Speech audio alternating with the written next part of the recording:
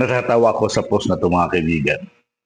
Ewan ko lang ha, kung totoong sinabi to ni Senator Lacson na pag mapatalsik daw si PBBM, which is di malayong mangyari, si Senator Vicente Soto daw ang ipapalit.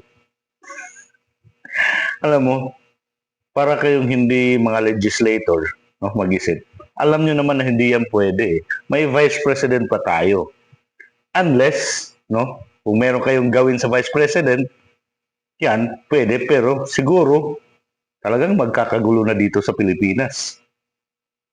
Kaya, huwag niyong ibahin. Nasa konstitusyon yan, no?